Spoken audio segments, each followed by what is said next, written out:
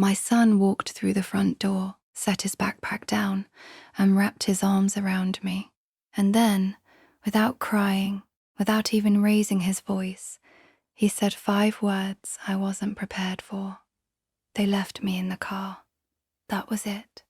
No tears, no anger, just a quiet, matter-of-fact statement from an 8-year-old boy who had somehow already accepted something he should never have had to experience. I stood there in the kitchen, holding him, and for a moment, my whole body went completely still. Then the shaking started. I need you to understand something before I go any further. This isn't a story about overreacting. This isn't a story about a small family disagreement that got blown out of proportion on social media. This is a story about the moment I finally stopped ignoring what had been right in front of me for years. And it started with 5 words from my kid. He didn't fill in the details right away. He just hugged me longer than usual, then went and sat on the couch like it was any other afternoon. And I stood there in the kitchen, replaying those words, feeling the floor slowly tilt beneath me. They left me in the car. My parents had picked him up that day. A routine thing. He'd gone to spend time with his grandparents. I had no reason to think anything was wrong. I hadn't gotten any strange calls, no messages, nothing. And now he was home, calm as ever, telling me that while I'd been going about my day, my 8-year-old son had been sitting alone in a parked car for 2 hours. I didn't ask him anything else, not yet. I didn't want to pull him back into the middle of something that never should have happened in the first place. I just told him to stay inside, grabbed my keys off the counter, and walked out the door. 10 minutes later, I was standing in the entryway of the house I had purchased for my parents. Let that sit for a moment. The house I bought, the house where the property taxes, the insurance, the maintenance, all of it came out of my pocket. I had transferred it into their names because I wanted them to feel settled, stable, secure. I never asked for rent. I never asked for gratitude. I just wanted them taken care of, and they were sitting there in that living room like it was any other Tuesday afternoon. My mom was folding a pile of towels. My dad had a glass of iced tea sweating on the end table beside him. The television was on, but nobody was watching it. They didn't even look up with any concern when I walked in. No. Is everything okay? No. We were just about to call you. I told them plainly, you have 24 hours to pack your things. You're leaving this house. My mom's hands went still on the towel she was folding. My dad stared at me like I'd just started speaking a foreign language. I repeated it, same tone, same words, and then he laughed. He actually laughed, like I was performing some kind of bit, like the idea of consequences for leaving his own grandson locked in a hot car for 2 hours was the punchline of a joke he hadn't heard before. My mom's expression shifted then, not to guilt, but to something closer to fear. The kind of fear that comes when someone realizes a bluff is being called. I asked them directly, was it true? Did they leave him in the car? They didn't deny it. They didn't even really hesitate. My mom said he'd been fussy before they arrived at the restaurant, that he'd been throwing a small tantrum, acting up, and they decided it would be better for everyone, better for them, to just let him sit it out in the car, rather than deal with the disruption inside. My dad added, almost casually, that it had only been 2 hours, and that they'd checked on him at the halfway point. They had made a reservation for 5. My parents, my sister, her daughter, her son. 5 seats at a nice Italian restaurant, and my child, their grandchild, had been deliberately left behind in the parking lot with the windows cracked and no air conditioning, in a car that turns into an oven. They didn't forget him. That's what I keep coming back to. Forgetting would almost have been easier to process, but they didn't forget him. They counted him out. They looked at the number of seats and made a decision. And when I asked why, when I pressed past the excuses, my mum finally said it. He'd been too much lately.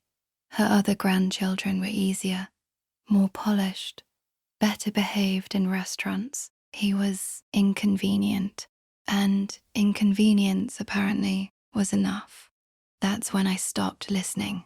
I had known for years that my parents favored my sister. Everyone in the family knew it. It was one of those open secrets that nobody ever directly addressed, because saying it out loud would have made it impossible to pretend it wasn't real. They had sold their previous home and used the proceeds to buy her an apartment.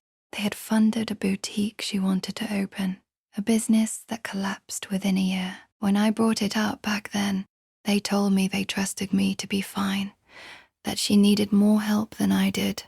I didn't argue. I swallowed it and kept going. I paid their utility bills when they fell behind. I covered the cost when their car broke down and needed more repairs than they could afford. I bought them a house and signed it over without conditions. And somehow, in the middle of all of that, I was still the one they didn't feel they needed to show up for. I had built a steady life, raised my son completely on my own after his father walked out, handled everything without asking anyone to carry any of it with me. And the message I seemed to be receiving over and over again was that my competence was indistinguishable from not mattering. That because I could manage, I didn't need to be considered. But this wasn't about favoritism anymore. What they'd done to my son was something different. It was cruelty dressed up as a parenting opinion, and I was done pretending it was something I could absorb and move on from. I told them again, 24 hours. My mom said I was overreacting, that he was safe, that he was fine. And then my dad said the thing that ended it completely. Maybe next time you should teach your kid how to behave if you want him to be included. I didn't respond. I turned around, walked out, got in my car, and drove home.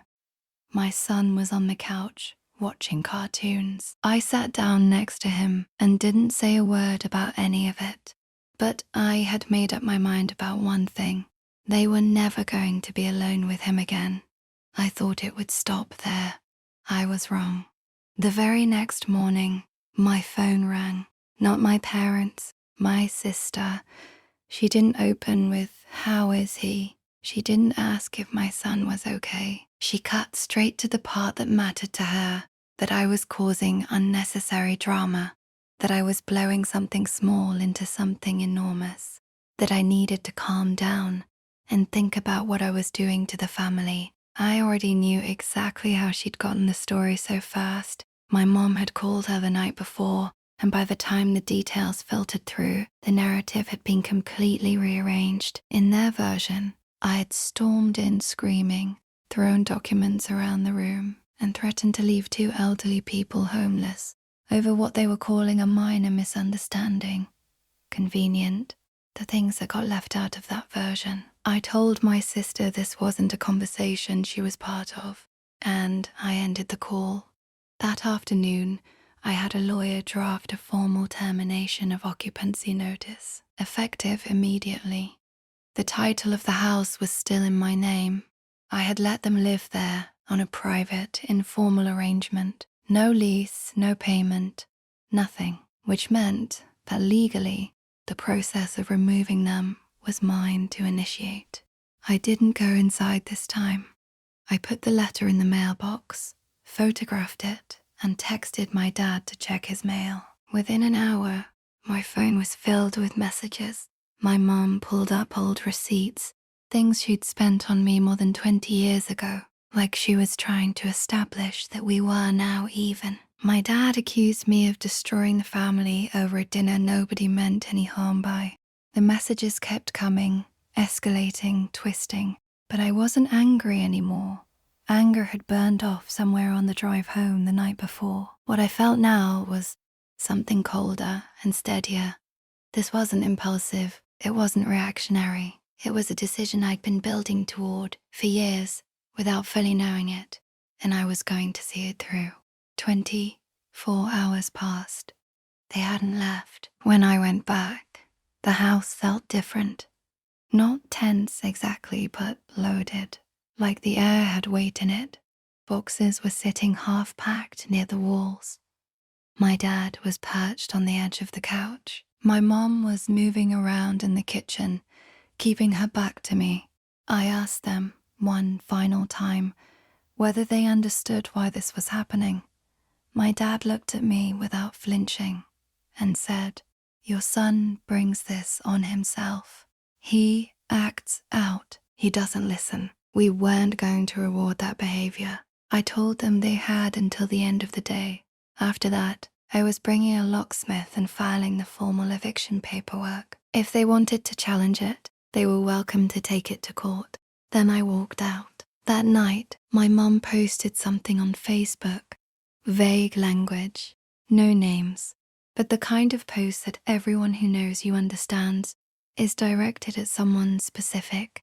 Something about children who forget what their parents sacrificed, about disrespect spreading through families like a sickness. She didn't post about leaving a little boy in a parked car. She didn't post about the reservation made for 5. She posted about herself. A cousin texted me within hours, "Hey, is this post about your kid?" That's when I understood they weren't just trying to cover what they'd done. They were trying to make him responsible for the consequences. An 8-year-old. They wanted the story to be about his behavior, not theirs. When I arrived the following evening with the locksmith, their car was already packed. Boxes in the trunk, bags wedged into the back seat, my dad pacing the driveway with the energy of someone performing their own suffering for an audience that hadn't shown up yet. My mom near the front door, holding a bag of groceries like she wasn't sure anymore where anything belonged. They had packed, but they still didn't believe I'd actually do it. My dad stepped in front of me when I approached the door. He told me this was still their home, that families don't do this to each other. I looked at the locksmith, nodded. 5 minutes later, the door had been rekeyed. Their keys no longer worked. As I walked toward my car, my dad followed me, still talking, telling me I had let a child destroy a family, that I was punishing them over a parenting decision. I stopped and turned around and asked him one question. "Would you have left my sister's kids in that car for 2 hours?" He didn't need to. That night, after I knew they'd checked into a motel, I sat down with my son on his bed and asked him, as gently as I could, to tell me what had happened. All of it. And he did. They had picked him up from school and told him they were going somewhere special. He'd assumed a movie maybe, or the park, somewhere meant for him. He was excited.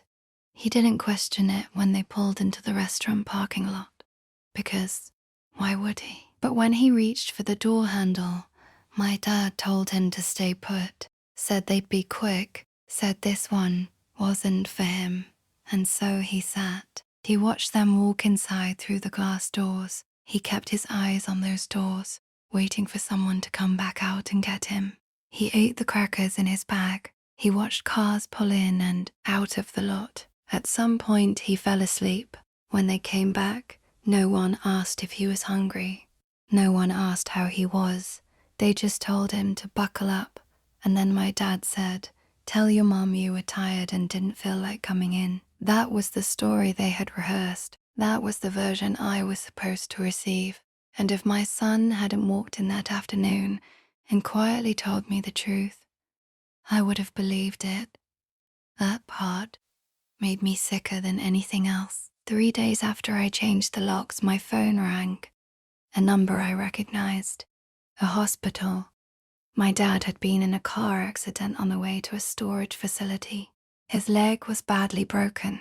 He needed surgery, significant surgery, and the kind that required authorization. My mum was calling from the waiting room. Voice completely changed from the hardness I'd heard 3 days earlier. They had listed me as their emergency contact when they moved in. The paperwork had never been updated. Without my signature, he would have to wait for court-authorized medical consent, which takes time nobody in that situation has. I paused for a moment on the phone, not out of hesitation, but because I needed to be sure about the reason I was about to say yes. I said, "I'm on my way." When I got to the hospital, my mum was sitting in a corner of the waiting room, staring at her hands. I didn't say anything to her. I went straight to the nurse's station, confirmed my name was on the emergency contact form, and signed the authorization. 5 minutes. That was all it took to make sure my dad would get the care he needed. When I came back to the waiting area, she looked up at me and asked why I had come, why I hadn't just ignored the call, why I still cared after everything. I told her the truth because my son was going to ask me where I was going.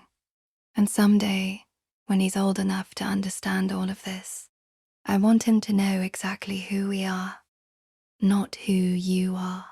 We don't abandon people.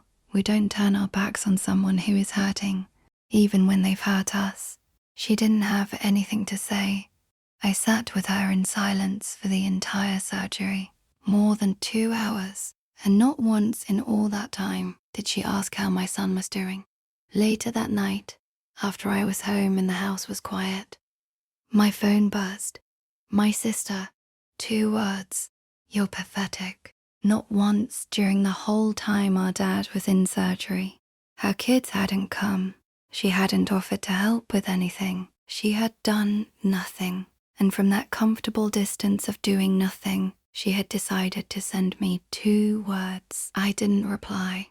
The next day, I went back to see my dad. He was awake, groggy, in pain, barely able to form full sentences. I had thought about not going. I won't pretend otherwise, but I went, and I stood in that room, and I told him what I needed to say, that I wasn't angry anymore, not because I had forgiven him, but because I had decided not to spend any more of my life being defined by how much he had failed to show up, that the energy I had been putting into carrying that hurt was energy I needed for my son, and that he had a choice now. He could keep deciding that an 8-year-old boy was the problem, or he could try to become the kind of person that same boy might want to know someday. He didn't say anything, but he looked at me. For the first time I could remember, he didn't reach for a defense. Before I left, I stopped at the billing desk and paid the portion of his bill that his insurance had declined, quietly, without telling anyone, without any expectation of acknowledgement. I drove home, sat on the edge of my son's bed while he slept, and for the first time in weeks, I could actually breathe. A week after the surgery, the hospital discharged my dad. I didn't go. My mom found another way. A neighbor, I assumed, or maybe she tried my sister and got nothing back. They moved into a small 1-bedroom apartment across town. She texted me the address, but it wasn't an invitation. I didn't reach out. Things went quiet. No more Facebook posts, no more group messages, no furious calls. Just silence. That silence felt more honest than anything that had come before it. About 2 weeks after that, I was at the grocery store with my son when I looked up and saw them, my mom and dad, standing near the entrance doors. Not shopping, just standing there, like they'd known we'd be there. My instinct was to turn us in a different direction, but my son saw them first. He raised his hand and waved. They waved back, and then he looked up at me with that open, unguarded face that kids have before the world teaches them to protect it. And he said, "Can they come over? I think maybe they miss me." He wasn't asking for them. He was trying to forgive something he didn't yet have the language to fully describe, because that's what children do. They offer second chances before the people who need them have done anything to deserve them. I told him the ice cream in the bags was melting, and we'd talk about it later. That night, I sat with it for a long time. Everything they'd done, everything they'd never acknowledged, everything they'd tried to rewrite and deny, and also my son, and what it would mean to close a door he was still willing to walk through. The next morning, I sent one text: "If you want to see him, you come here." and you earn it. They showed up the following weekend. No presents, no speeches, no elaborate apologies. They hadn't actually lived yet. My dad walked slowly up the front steps with a cane. My mom kept her eyes low the whole way up. My son opened the door and greeted them like none of it had ever happened, the way only a child can, with that staggering, uncomplicated generosity. I watched my dad look at him, not the way he used to, with that barely concealed impatience he'd been masking as tolerance for years. This time he actually looked at him, sat down to his level, asked him about school, used his name like it meant something. They stayed less than an hour. My mom said almost nothing. But when they left, my son spent the rest of the afternoon smiling. He didn't know it had been a test. He didn't know I was watching every word, every expression, every small moment of choice. But I was. And something, just barely, had shifted. Another week passed. Then, two. They didn't ask to come again, but they called once just to say hello. Short call. They didn't push for more. Then my cousin called, sounding genuinely puzzled, almost like she wasn't sure whether to laugh or not. She asked if I'd heard what had happened with my sister. I hadn't. After learning that our parents were no longer in a position to subsidize her life, no more free help with rent, no more convenient built-in childcare, my sister had gone back to them, expecting to pick up where they'd left off. She'd expected them to fall back into the old pattern, to absorb her needs the way they always had. They said no. Flat, simple, no. She erupted, accused them of choosing the wrong daughter, of abandonment, stormed out and hadn't spoken to either of them since. I stayed quiet when my cousin told me this. I didn't feel satisfied by it. I didn't feel vindicated. I mostly just felt tired of a dynamic that had cost everyone in it so much, for so long, with so little to show for it. A week after that, my dad asked if he could come by on a Sunday. He sat across from me at the kitchen table. My son was in the next room, building something out of Lego, the sound of plastic pieces snapping together drifting through the doorway. My dad didn't apologize in the way people do when they're performing remorse. He didn't have a speech prepared. He just said that he could see now how much damage had accumulated from all the small decisions, the things brushed off, the inequities explained away, the moments where honesty would have cost less than the avoidance, but they'd chosen avoidance anyway. And then he said something I had genuinely never expected to hear from him. You were the one who showed up when it mattered, not her, never her. And I'm sorry it took me this long to see that. He didn't cry. He didn't reach across the table. He just sat there, steady, holding it. That mattered more than any performance would have. Things are different now. Not repaired. Not the way you'd want them to be in a version of this story with a clean resolution, but different. They've seen my son a few more times since then. Always somewhere open. The park, a place that sells ice cream. I watch everything. The words they choose. The way they look at him, whether they're seeing him or just tolerating him. I'll probably always watch. And that's fine. That vigilance is part of what I owe him. But he's happy when we see them. He laughs. He asks when it'll happen again. He doesn't carry any of the weight of what I know, and I'm glad for that.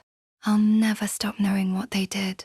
That's not something that gets smoothed over with enough time or enough Sunday afternoon visits. The image of my son in the back of a parked car, watching the restaurant door, waiting for someone to come back. That doesn't leave. I don't want it to leave. It keeps me clear about what matters. But I did something I wasn't certain I'd be capable of. I let them earn their way back. Slowly, conditionally, with every advantage of the doubt already spent. Not because they had proven they deserved it, but because he deserved the chance to find out. That's where we are, not healed, not whole, not the version of a family that gets described in anniversary cards, but finally honest. And for people like us, after everything that came before this, honest is more than we've ever had.